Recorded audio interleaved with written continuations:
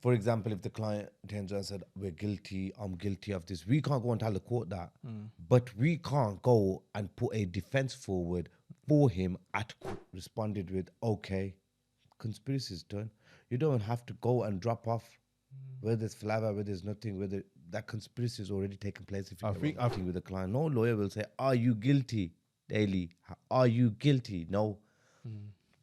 That's for the courts to ask it. Do you ever advise your clients to just plead guilty? Just like, mate. Yeah, loads of times. Oh, really? Yeah, sometimes you have to. Like I've said to people, I'm not a magician. I'm a legal tactician. I say this quite a lot. Just because you did it, it does not mean that you're guilty. Because if someone breaks into my house and I don't know, I'm going to do a mad His thing safety is basically your responsibility. No, No, serious. Serious. That's here to drink the water. Search me if I've... You don't have to let them search you, but if you're not under arrest, you can go. You're not obliged to answer any questions. You can walk away. New questions every day, how's a brother supposed to sleep? Listen, I give youngers books. Trying to educate myself as I'm running through these streets. There's no such thing as black and black crime. You can hit us in the DMs if you want the smoke. Pew, pew, pew. Not sure where the conversation's gonna go. But did you do your research? Yeah, I wanna know. That's the life of a domino. It's the Domino domino effect. effect. Straight into it today. Let's get ready to domino! Like, share, subscribe. I thought we were jumping straight in. Alright, just Let's straight jump in. straight in, bro. Act Let's quick. see. There's a defense for every offense. Yeah, you know that slogan. You know I that only slogan? said that because you said it like that. Let's get ready. That slogan's been going off on TikTok though. It's been going off, innit? Yeah, some people have been saying, like, I see on the Made You Think comments when someone does anything like to do like any criminal activity, people in the comments will be like, there's a defense for every offense. I know. Back in the days when I was growing up, it was where there's a blame, there's a claim. I don't know if you heard that. Yeah, I've heard that still. That PPI sort of shit. Yeah. Now it's changed. Now you got There's a your defense little... for every offense. You need to what's it? Watermark it. I've tried to do it. It's not letting me. Why? The intellectual property department, who trademark names or brands or whatever, they came back with a response saying because it's legal and what I'm saying is not true. Oh shit! They can do that. I didn't know they can do that. But then is it not true though? Well, it's not, because if you're guilty, there's not a defense for No, being guilty. it's not true. It's both. I can explain to you. I'll explain to you now. So, a defense. So there's certain offences that there are defences in law. For example, assault, defense, self-defense, conspiracy to supply, defense did not enter into a conspiracy. But there are some offences that in law there are no defences. Okay. For example, no insurance, All right, yeah. possession of a firearm, Yeah. which basically means you either did it or you never. There's no defenses in law. But now, for example, if a firearm was found in your car, they'll charge you for possession of a firearm, even if you don't know who put it there. So you're not going to go to court and admit it. You're going to go to court and say not guilty, even though there's no defenses in law. But if you go and say not guilty, you're going to be putting forward an explanation. So you are putting forward a defense. So if you look at it like that, if you go ahead and plead not guilty to anything, there's a defense for every offense. So did you appeal that decision or no? Is that's what it is? No, that's what it is. I think that I'll make a new application when I can. But if that's the rule, then it's never going to get trademarked. Is it? But That's people a can use. Doesn't matter. People can use it. So what? Yeah. I don't care. You just can't make money off it, basically. But we have some quick fire questions for you, actually. Let's So- go. So, like, today we're debunking myths with the criminal court cases, and a few of our listeners wanted to know. But first, is just to give, like, a taste of what, so that people know a bit about, like, describe your typical client that would come to you. typical client would be like demographic offences, etc., etc. the most common offences that I deal with is probably drug supplying. So possession of a class A drugs with intent to supply, or it would be a conspiracy to supply. So most of, I would say 40 to 50% of my workload are drug cases. And is that what you wanted to know? Yeah. So there, Is there any cases that you wouldn't do? yeah, sometimes. Like obviously without giving specifics, but like what kind of like along. For example, someone who's been racist. Okay. Yeah. You know, I've turned cases away, racist cases before. So in terms of defense, that they're trying to prove that they weren't racist when they clearly are. Or Yeah, I mean, look, most of the. I'll give you a scenario. There was a march in the West Midlands, English Defence League march, and there was lots of fights in Birmingham city centre, and people were getting arrested from both sides. So I got a phone call, and from someone I know, and they said someone they know has been involved in this, and they're getting charged with a fray or public order offence. So they came to my office, and I realised that they were actually being racist. Was this the Muslims versus Hindus? That No, English Defence League. Oh, Yeah, EDL. EDL, Yeah, sorry, I missed it. EDL. Because I know recently up in Leicester. It Yeah, I was was talk- Leicester. Yeah, It was Leicester. I was talking about that yesterday to someone, coincidentally, yeah. because it's just like the Hindu nationalists were trying to. Yeah, I think over 100, 200 of them came. And Yeah. then people have got charged as well, to be fair. A lot of people have got charged. And it's very surprising that none of the actual people from the Hindu side, the extremist side, who came into Leicester, they were from Leicester. I think they came from London or other places. They came into Leicester on coaches, asking for trouble. None of them have been charged, as far as I know. A few other people, from the people who are defending themselves from these people, they have been charged from them groups. So it's a bit unfair, really, because I'm representing a few people on them cases too. Oh, if you're representing Muslims who were, I suppose, fighting back against. Fighting back, and the offences are not huge offences. It's like a fray or public order offence. Doesn't carry a custodial sentence necessarily, but it's just the fact that how it happened, and it's just like loads of people have been charged, but it's the Muslims who have got charged, rather than the Hindu side. I don't know why. They probably have. Probably not aware of it. But as far as I know, It's just one side. it's just one Supposedly defending themselves. Yeah. Some just come into their the Yeah, they're coming to defend the area. area, isn't it? And then the other question we had is, do you have one I was watching on because Luton is kind of where I grew up, so I watched Luton, yeah. 24 Hours in Police Custody. I watched that, and recently there was a case where someone entered a guy's house. He's chased down the guys who were on bikes. He's run them off the road.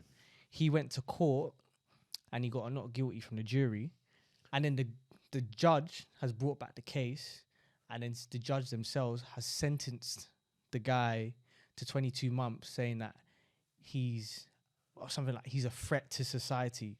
So that was like, to protect society, the judge has overturned the jury, and the judge solely has put him in prison. So I wanted to ask you, what are the laws around that? Because I always thought what the jury's decision was legally binding. So how can a judge then just throw that to the side and then bring it back?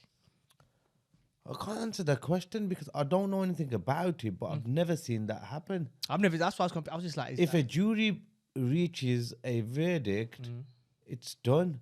If the prosecution then have to charge with a different offence, that's a different scenario. but they brought, But they probably charged this guy, I'm assuming, for attempted murder or something like this, if he's used his car as a weapon. So this is what I think would have happened. The proper way, the procedural way would have been this. But you know what? They brought him back on an order. There was a name of the order. They were like, it was something like the protection of society. They've charged him with that. And basically, what they did was the CPO, Community Protection Order.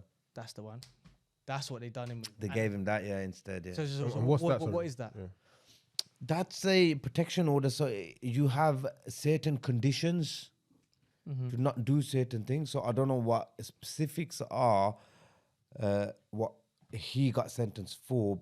It may be you can't drive in a car in a certain area or something along them lines. I don't know the specifics of that case. But did you see that TikToker, Mizzy, who goes into people's houses? He got a community protection order against him. His was, I think, not going to people's houses or something like that. Like he breached it couldn't as go well. Westfields and stuff like And he got arrested again, didn't he? Yeah. Similar sort of scenario. But the one you're saying is Mizzy actually, they basically put something that they knew he'd infringe, and then that's how they could. But this guy, they brought him back on that offence. Obviously, if you don't know, but I'll send you the case after and you can have a Send look me at the it. case because I'll understand it better than you. No disrespect. Yeah, of but course. of course, it's my area. I'll have to know exactly what happened Yeah, cool. I'll send it to you. and the background to it because it may be that this guy has done something like this before. No, he said he's. So the reason why there was a GoFundMe, they were actually trying to overturn it because guy never had any criminal record. What actually happened is the two guys, it was in Dunstable, entered his crib. I've been to done. Yeah, it's just like down the road from Luton, but they entered his crib. They done a burglary. He caught them mid-act. What he's done, he's got into his car. He's chased them, and when he's chased them, he's run them off the road.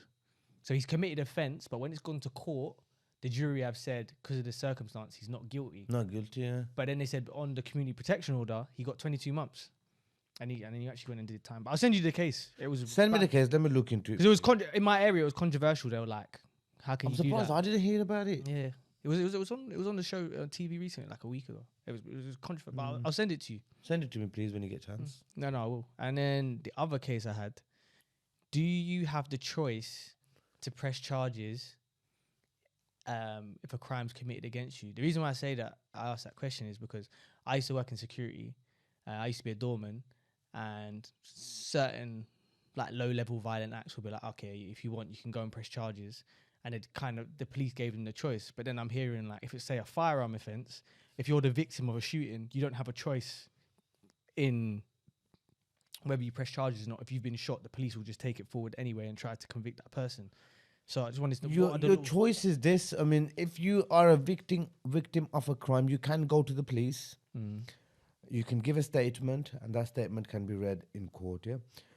Sometimes what happens is victims give statements, and then they have second thoughts and don't want to go ahead with the prosecution anymore. In those sort of cases, it all depends on how much the prosecution are relying on the evidence of the victim and how much other evidence do they have. So have they got CCTV? Have they got just say phone records that they can convict without the victim?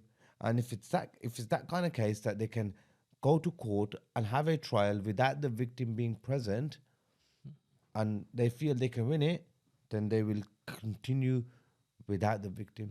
Also, it's literally just based on whether or not they can win. So Yeah. regardless of the victim, they just want to get this person irrespective. Yeah. So Even if the victim turns around and says, look, I don't want this guy prosecuted anymore, but if they've arrested him and they've charged him and there's CCTV, they're gonna do it anyway. they can carry on prosecuting because damn. the title of cases before King Charles, when the Queen was alive, of course, it was R or R versus whatever the name is, like R versus Yaqub. That is the name of the case. Yeah. Now R stands for Regina. Now it's turned into Rex, so it's ER or something like that. But R versus, for example, Ahmed Yaqub will be the name of a criminal case. For example, if I've murdered somebody, it will still be called R versus Ahmed Yaqub. So the Crown is the one who's prosecuting you, if you get what I mean, not the victim. The Crown is prosecuting the defendant or the suspect on behalf of the victim. I get it now. So regardless, so it's not the victim versus X. Whereas like saying a civil case, it'll be X. versus Yes, X. you got it there. You got it. Yeah. I get that. Exactly that. So it's versus the Queen. It's with the King now. The Crown. Yeah, it's like it's King's Counsel rather than Queen's Counsel, isn't it? Yes, exactly. And then leading on to that, if a client were to disclose information to you, is there any circumstances where you're allowed to disclose that to any third parties? My duty to my client. Mm. We have a duty to our clients, and we have a lot of duties: duty to the court, duty to the client, confidentiality duties, and we can't mislead the court if our client tells us something. For example, if the client turns around and said, "We're guilty, I'm guilty of this," we can't go and tell the court that. But we can't go and put a defense forward for him at court. If you get what I mean. So we can't go, that will be misleading the court. So our main duty is to the court. We are officers of the court. So if a client tells us something, we're not allowed to tell the court or other people because of the duty to our client and the duty of confidentiality. But we can't go and make something up for the client because the duty to the court will override that duty, if you get what I mean.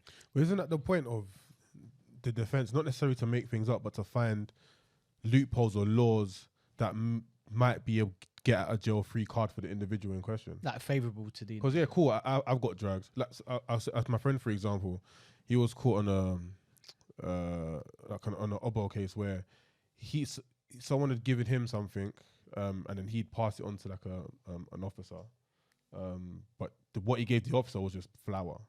Okay. So he's given the officer flour. So in that case, like, he's technically innocent, but he did have. I think they were trying to do him on intent to supply. Conspiracy, probably. It was a part of a larger case, so they're trying to get a whole network of people. Yeah. And he just so happened to get caught up in this network, even though he had no involvement. But obviously, to them, by you giving the flour to the officer, there's some kind of involvement. Now, it's a technicality. So in that case, like, you're not necessarily making stuff up for him, but it's more so finding loopholes. Although he is guilty, he's also not guilty at the same time. Yeah, of course. I mean, for example, a conspiracy is an agreement between two or more people to carry out a specific offence. Okay. So if the police officer, for example, UCOs, they're called undercover officers. That undercover officer has, for example, I'm not saying it has happened, but hypothetically, if he's text your mate and said to him, "I want some drugs," or "I want 2 of each," or something along them lines, and he's responded with, "Okay," conspiracy is done. You don't have to go and drop off where there's flour, where there's nothing, whether that conspiracy has already taken place. If you I think in this case, what the saving grace was, the text didn't come from the individual in question. The text came from someone else. There you go. He had no communication with the officer. It was just a transaction. There's a transaction. He probably didn't even know what it was. But the thing is, you can be found guilty of drug supply even if the drugs are fake. Really? That's what they tried to do. Yeah. You can, yeah. But how? In law, because of it's all about Intention. Mens rea is called.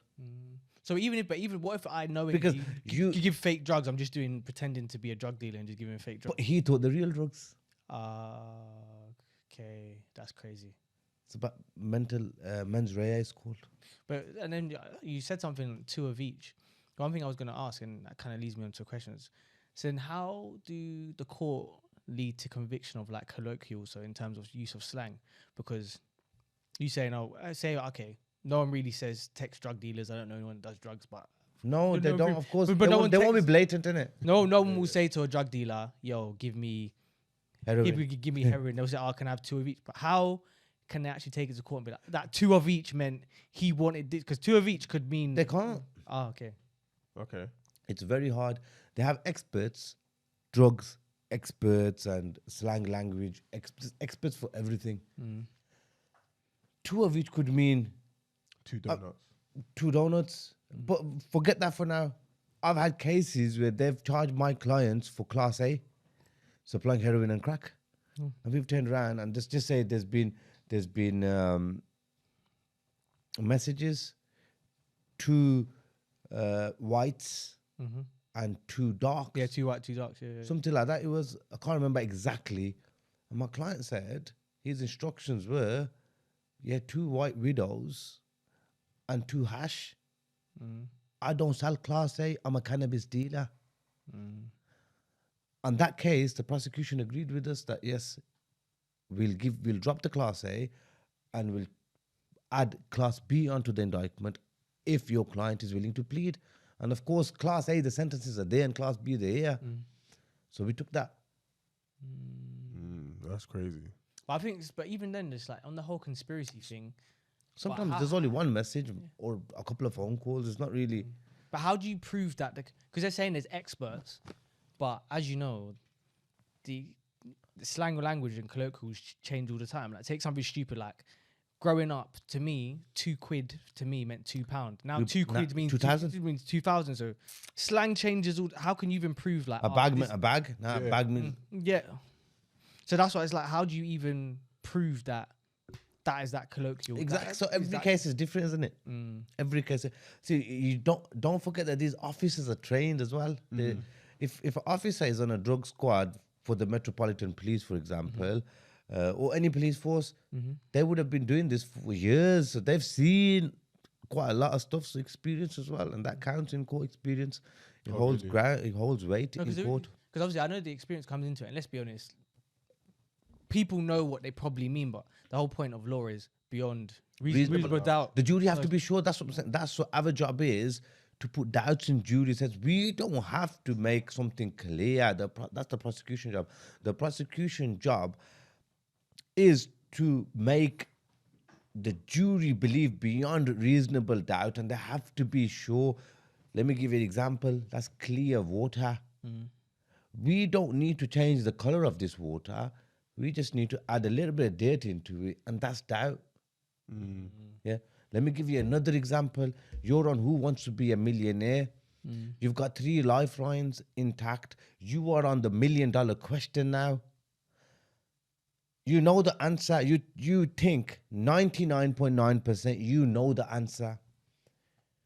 But you think to yourself, I've got 3 lifelines here and I've only got last question. So just to be that 100% sure, let me just phone a friend. And that gu- person puts not that in guilty. your mind. Yeah. Not guilty. And that's what Brizzy kind of brought up, this line of questioning. You mentioned about disclosure.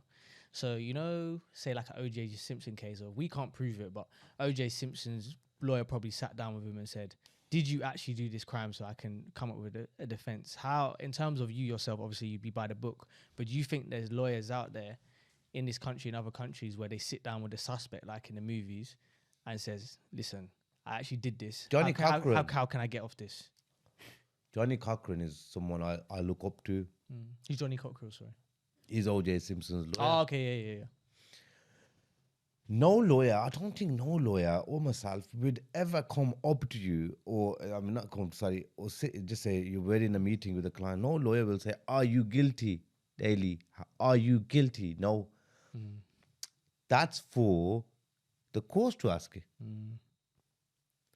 What I do is, I'll go through the evidence with our client. For example, the O.J. Simpson case. I would have gone through it because they found a body or something, didn't they? Yeah, something along those lines. So I'll say, first of all, I'll say, where was you that time? They found the body. They said, where were you when they found the body? What were you doing?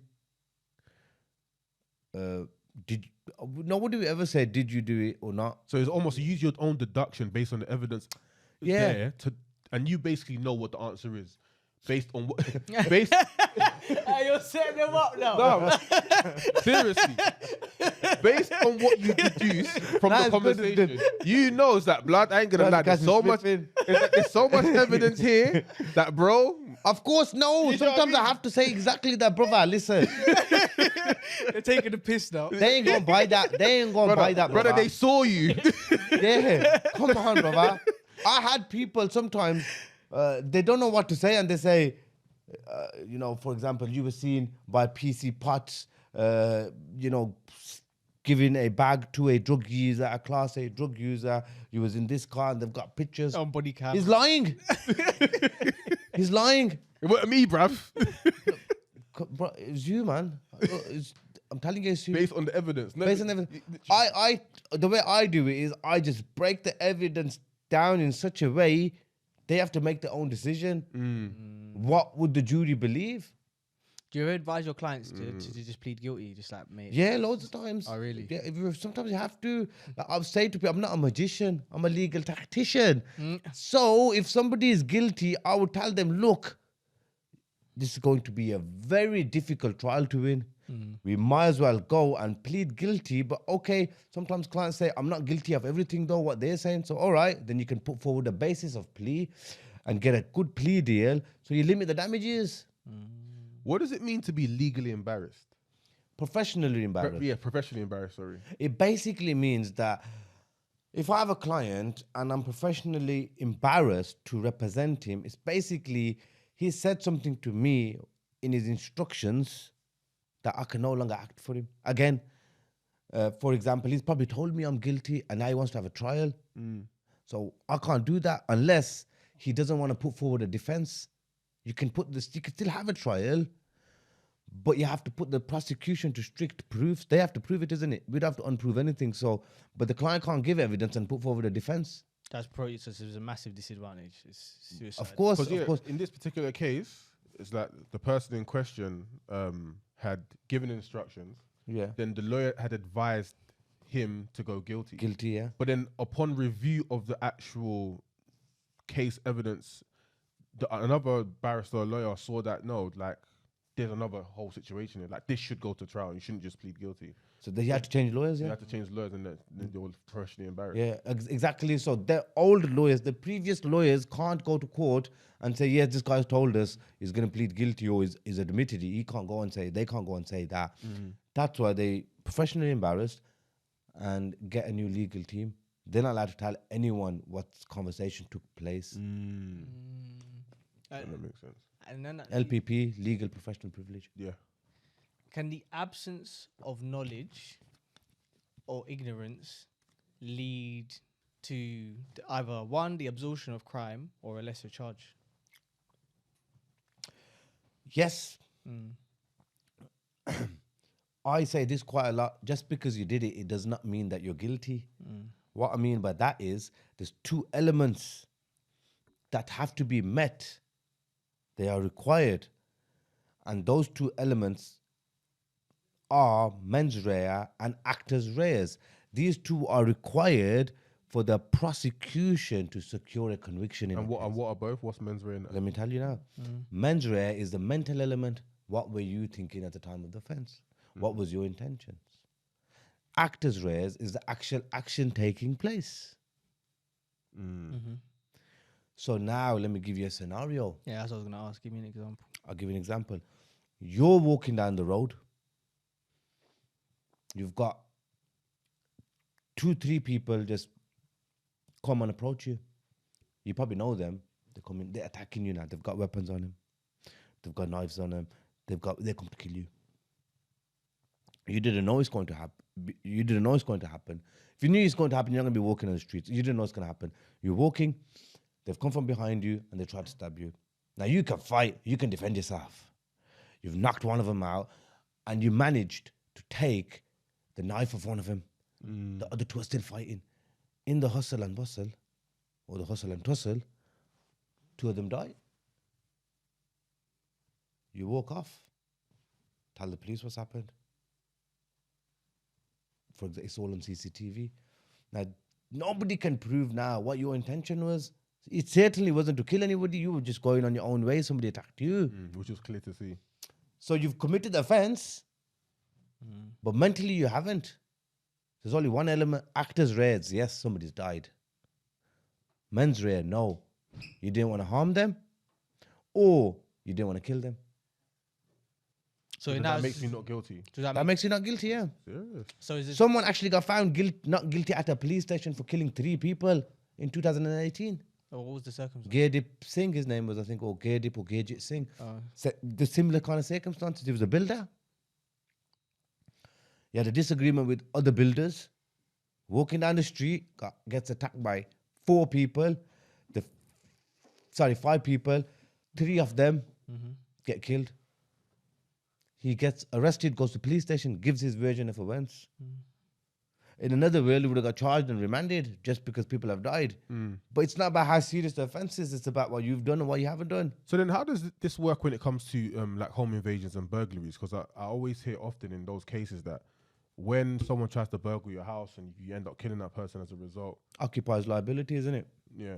So what's that? You're liable if somebody comes into your house. Because if someone breaks into my house and I don't know, I'm gonna do a mad His thing to safety you. is basically your responsibility. No, No, serious. Serious. That's fit to drink the water first. Isn't it? That's a joke. Seriously. Seriously. Yeah, read it. Occupy liability. So say you break into my house now. Yeah. I don't know who you are, and If I get hit, I could take you to court. Even if I trip and fall, I could take you to court. So you break through the window and you cut yourself. That's different. But I'm just saying, if I manage to get in and I just fall off the stairs or something because there was water on the thing and water on the floor and I fall, I injure myself. I can go get personal injury on your insurance. but That's for but wild. like, you know, if you see in America, It's the truth, though, innit? but you see in America they have firearms, and when someone breaks into someone's house, it seems like I don't know whether it's sensationalized, but you see, you break into someone's house, you get shot. Is what it is. In the UK, if someone breaks into your house and you do something nuts to them, what most of the time in court, what do you see? How does it get handled?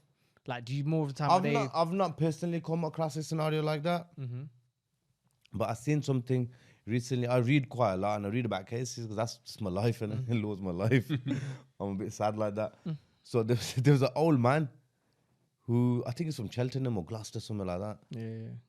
And somebody broke into his house and they died, or he killed them or something.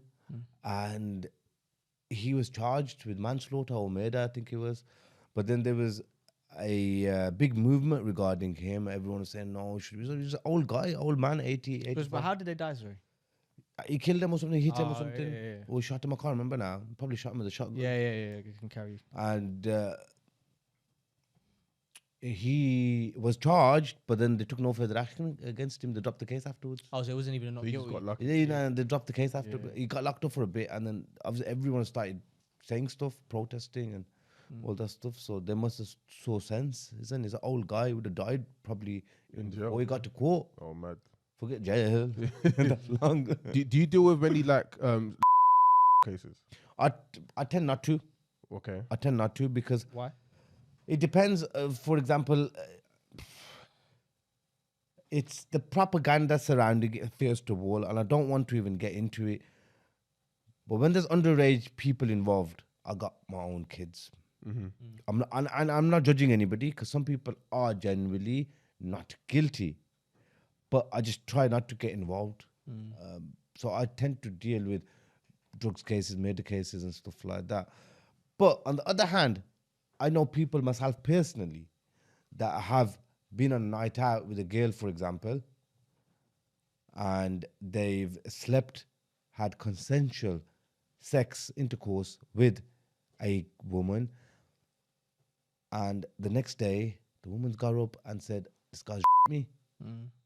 Been charged and been arrested, charged, and gone to court and got found not guilty. I've had 3 cases like that in my career, my 10-year career. Being on the reverse end, if you're a victim, because I think this is, what is it, like 5 or 10% actually get convicted.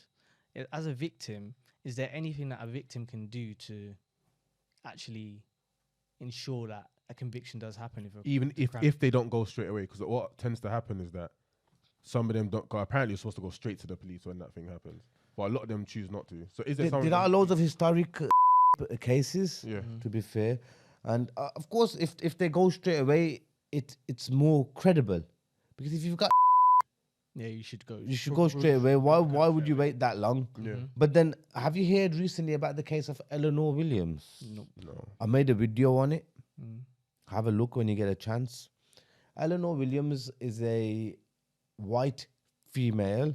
She's serving 8 years in prison for perverting the cause of justice. Oh, so they go that? Yeah. I have. Yeah. She got 8 years. 3 guys she tried to destroy. 3 different males who have no connection with one another. They were on remand. I think 2 of them on remand for a number of months. One of them had written on his wall outside his house. It's disgusting. She got caught. She got 8 years. But on the other hand, if those guys, those men were convicted, they probably would have got 15-year sentences because the accusations were disgusting. Grooming, drugging, sharing around, passing around. It was disgusting. And she was making them all up. So you don't know. You don't know. What do you think of the Telford cases? The Telford cases, to be fair, I mean, thinking in what way? In what way? Like, do you think, because we've had actually, I don't know if you've seen, but we've had Tommy Robertson on this platform, and that's what he was big on, was Telford. He's after the Telford lot hard, isn't he? Mm-hmm. He's after the Telford. He's been to Telford and he's made videos. He's done a lot of campaigns out He's there. done a lot of campaigning. See, the thing with that is, look, again, there've been arrests made, yeah, and police have taken no further action because there's no evidence to carry that forward. So he's come now and he's grabbed the victims and said, let's go. First of all, if these were real victims, I'm not saying they're not or not, if they were real victims and they've been through all that ordeal once, gone to the police and the police have said no further action, listen, we believe it hasn't happened. Now he's putting them through that again. It's very a lot of stress. But why is there so much? I think he's got his own agenda. And everyone knows his agenda. Yeah. No, of course. It's obvious. He's got his own agenda. So I wouldn't go on what he's saying. I mean, I don't really watch him. I've heard of him. I've never met the guy. I do see him now and again and I think most of the time, he's talking nonsense. He's not to be believed anyway. So we don't know what's happening in Telford. I don't know myself. I represented a few individuals back in 2015 and they were arrested for these cases, sexual cases. And no further action was taken against them. So what? But there were, I think in 2011 or 12, there was a gang in Telford that were charged and convicted as well. Yeah, there was. There was, And Rotherham as well. That's the one he refers to. Okay, yeah. But I was going to ask us, why is there so much controversy around convicting people of sexual crimes? Like, 'cause it does seem like for how the debate goes, that it's very difficult to convict people of those crimes. Why is it so difficult to prove that this did happen And if so many victims come forward? And I think the ones that are so difficult is when the alleged perpetrator admits to consensual sex as well, because the DNA is like, the DNA is there because. Yeah, exactly. Sometimes that happens as well. Just say the the victim will say that we've had consensual sexual intercourse before, but on this occasion he raped me. And then after that we've had consensual. Yeah, I can see how that can be confusing. Yeah. You know what I mean? That So kind of the jury have to be sure. Yeah. The jury have to be sure. So sometimes, I mean, if there's contradictions, That's all you need, really. Innit? that's what you need. 1 or 2 contradictions. And that's it. Right? I feel like this stuff is the stuff that's not really highlighted. People just see the black and white. He did this. The outcome was this. The courts are on our side. When in reality, there's so much more nuance. I done a historic sex case. The lad was from Telford, to be fair. Don't want to get into it. Yeah, of course. Yeah, Telford's looking at him. Mad area. So that case now, I still feel the guy's innocent.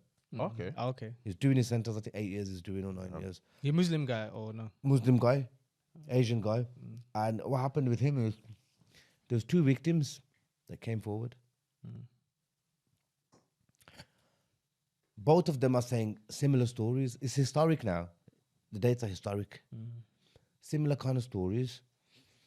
And the police, of course, asked them, how can you, because they know the defense lawyers will ask them eventually anyways, how do you remember? Why is the date so relevant? So one girl was saying that it was my grandfather's birthday at the time or something like that. The other was saying my dog had died or something like that during that period. I don't know. Anyway, my client says, on that one occasion, what she's saying, the dates she's talking about, I wasn't in the country, I was in Pakistan. And he has evidence to prove it. Court said, okay, Their stories were very similar, by the way. It's like they've sat together And spoke it through. and spoke it through. Anyway, so the courts and the prosecution have said, okay, we believe that he was out of the country for that one, but we're still going to go ahead with this one. And he got convicted of that. And we told the courts as well. And I genuinely felt that he was innocent and he's going to walk out. I genuinely felt that in that case. Then what were the grounds for the second one if the alibi for the first one? So was that one's gone. Yeah. They said it's a separate victim. They got no connection between each other and stuff like that. So we couldn't find a connection between them. If you get what I mean. Have you? I know this is an out there case, but I was watching something. It was on an accredited account as well. In Sheffield, recently, this guy had been done because of YouTube. I won't say what it is, but for nonce. For American listeners, it ends in file. So anyone that's done anything in terms of file crimes, so a nonce. He was caught with nonce imagery, but the nonce imagery was of Marge Simpson doing something nuts to Bart Simpson. And that's when he got prison time for that. He was convicted. So Good. Or the actual characters? Yeah, so Marge. And so that made me think that obviously, No, it's just his hypothetical scenario you're giving. It wasn't No, it happened in Sheffield. No, it happened, but it wasn't actual Marge Simpson, was it? No, it was Marge Simpson and Bart Simpson. That's all he had. So it was Marge Simpson. Doing something to Bart So Simpson. like hentai. Yeah, kind of like hentai. But obviously because Bart Simpson is underage as the cartoon. But it was still the cartoon, though. It's a cartoon. And he got convicted. It came on. I'll send you it happened in Sheffield. Wow. And actually, he got. That was the only thing he had. Obviously, if he had other things, then No, but how do you know, though? That's the only thing he had. It says it on the. I'll send it to you. Apparently, That'd that be was. most of. See, That's weird. the only thing is, of course, this kind of thing, Sal, and now you've told me the story. I'm very intrigued by that story. I want to read it. This kind of thing, Sal. Yeah, let me see. Okay. So you can't believe everything the media says. So you're saying there has to be more. There has to be more, They've led with this particular part to obviously. Definitely. Yeah, to get people to read it. To get people to read it. Because what would be the legal criteria under that? Because it's just cartoons. It's probably indecent images. And the cartoons one is just probably just to make the story a bit more spicy. So they can't convict you for the cartoon thing, can No, I don't think Interesting. No, I'll have to leave my job if somebody gets convicted for that. Honestly, if I was representing them, I'm gonna quit. but even so, that's dodgy anyway, though. Yeah, it's dodgy, But again, it's not for you to judge, really. it's not for me to judge. And if somebody is not guilty of something in Not law, guilty they're not enough, guilty yeah. of law, aren't they? So it's laws made for a reason. Eh? No, exactly that. What got you into law? I got into law because of two reasons. One of my close friends was convicted of attempted murder. It was very close at the time. And you was young at the time. 16. All right, yeah. And I felt that he was misrepresented, and if he was properly represented, he would have saved 9 years of his life. A second time was that another person that I know, an associate of an associate at that time, again, I was very young, about 19-ish, 18, 19. They had a case. It was a massive sort of case. And I was there and I went to see just wanted to go with them, to be fair, just to see how it's like to go into a solicitor's firm. And the solicitor asked a massive sum of money from them, to be fair, in order for them to, in order for him to represent him. And I looked at him and I said, listen, if you, not in no disrespectful way, but I was a bit young then, and when you be young, you be very confident. And I've been like that since day one. I've been very confident. So I looked at, if you can take that much money out of this family, I can do 10 times what you do. So them were the two reasons. So one was money, to be fair, which I'm not going to sit here and lie. It was money. Everybody wants to make money. Everybody wants to, live nice. So I've actually found a case. So he wasn't sentenced. So I'll read you. So Graham Moon, 23, of Grindon Lane, a student at the University of Sunderland, has been convicted of possessing indecent images in the form of Bart Simpson being sexually abused by his mother Marge. He has been sentenced to a community order and will not be placed on the sex offenders register. So it's all right then, isn't it? It's still mad being on your record. Still mad because it's a conviction. Yeah. But there'll be other stuff in there as well. Ah, I see. The indecent images, it won't just be that. And I did mention indecent images. Yeah. See. And then another question, mental health.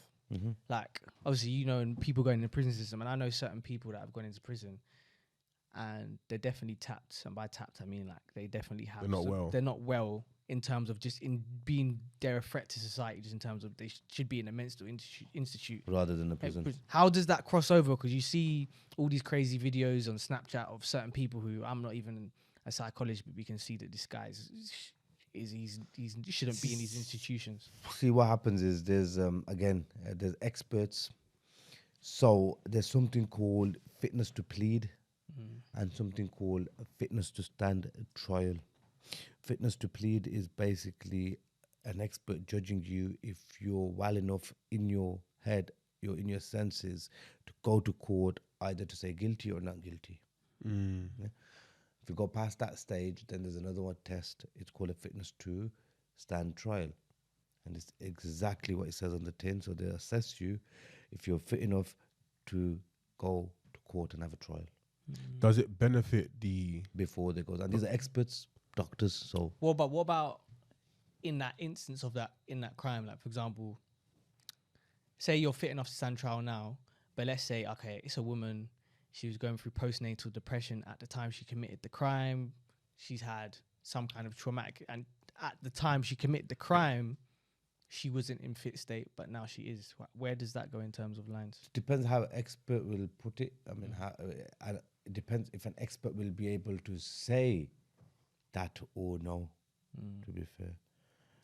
I mean, how will an expert know that? Or she was okay, she was mad then, or she was insane then, now she's sane. Well, If the expert can prove that, then does that benefit the person in general in question? Yeah, of course, then they're not fit enough to stand trial, then they'll be sentenced to go to a hospital rather than a prison. And then after the They'll get hospital, sectioned. they get sectioned and then out. but yeah. how prevalent do you think that is? Because so many men I know that I've seen, and this might be anecdotal, who are not well, but they still go to big boy prisons. Like, how is it? Seen Depends as how a- unwell they are. innit? So then it becomes subjective. Like, this guy, okay, he's got Mm. depression rather than schizophrenia. Yeah.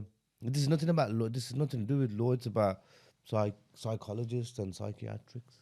Oh, so abstract, kind of like how a non-executive Yeah. to a business, you have the execs and then you have the other, but then the non-exec in silo will then make separate decisions about how it's run, who's impartial to Yes. what is going on. Yeah. Okay. And just say now, of course, when you commit an offense, like you mentioned earlier, I don't think I clarified that. When I answer questions, I like to clarify them properly. You said postnatal depression, that would be mitigation rather than a defense. Or, you know. So how does that work? Obviously, I mean, just say if somebody commits an offense, just say if a woman goes and beats someone up and she's got postnatal depression, and that could work in her favor, not as a defense, but as mitigation. Mitigation is basically limiting damages, it's damage limitation. So yes, I've done it, but the reason behind it was this. So is that so? Rather than not being convicted, would it just be a lesser sentence? Yeah, More you'll still be convicted, but your sentence will be reduced. Exactly, damage limitation. And this one's more for the man them. In terms of now, stop and search laws are constantly changing. What advice would you give to young people in terms of being stopped in the street and being stopped in a vehicle? Cars. Do you have to give permission for police to search? What do you have to do in those circumstances? See, police won't normally search you. What they can do is ask for documentation in relation to your license and your vehicle insurance. And if that's all clear, then If that's all clear, then you're good to go. But then if there's just say, for example, if they feel the only way they will say to you that we want to search you, for example, if you fit a description of someone they are looking for, or if there's actual crime taken place, which could be, I don't know, smoking, or the most common one they use is Section 5, misuse of the Drugs Act. They'll always say that. but can't they just manipulate that? Say they wanted to That's what I'm stop saying. They'll always say that, regardless of what. And then they cover their own back then, isn't it? But what my advice would be, just be calm and cooperate. If you haven't done anything wrong, you don't have to be worried. And sometimes if you have done something wrong, you don't have to be worried, because I'm there, I'm joking. But yeah, so don't get too worried, because police officers, again, they train people on there, so they can look at you and they can tell who's worried and who's not. Can tell it's But the main thing is I want to say to them, like to the young people, if someone stops you, do you actually have to say, Like, yeah. Like, do I have to let them search me if I've... You don't have to let them search you, but if you're not under arrest, you can go. You're not obliged to answer any questions. You can walk away. Also, because a few times I've been stopped and they're asking millions of questions. They'll ask you quickly as well. They won't let you think about anything, and I'm just like, sometimes the main thing is like, where you going? I'm like, why are you even asking me this? Exactly. Do I have to answer that? No, you don't have to answer that question. Okay. Say none of your business, officer. But you have to be, if you be polite, police officers are people, aren't they? So if you be polite to them, they'll be polite back to you. If you be disrespectful to them, they might be disrespectful back to you. They're human beings, aren't they? So, yeah, answer questions if you want to. If you don't want to answer, you're not obliged to answer them questions. Cool. And on that note, I think other people are here, so let's wrap up. But do you got any like shout outs, like where can people find you, any work you're doing, your videos that you do? I've just started a YouTube channel not long ago as well, so I'm making a bit more in-depth videos because my TikToks and my Instagrams are a bit short, 30 seconds, 1 minute. So my YouTube, if you go on there, there'll be more lengthy videos where I go into common offences as well, and every week or every 2 weeks I upload a video. So that's somewhere. Ahmed Yaqub, the name of that is. And then my TikTok, of course, Ahmed Yaqub. Instagram, Ahmed Yaqub as well. Facebook. We'll put it all up there as well for people to find. Yeah, plug it and then people will see. And then if they ever need anything, they can contact me, isn't it? But before I go, I would like to say thank you very much for having me. Appreciate It's been you a pleasure speaking to you guys. And I want everyone to remember there's a defense for every offense. Hey, like, share, subscribe. You know the deal.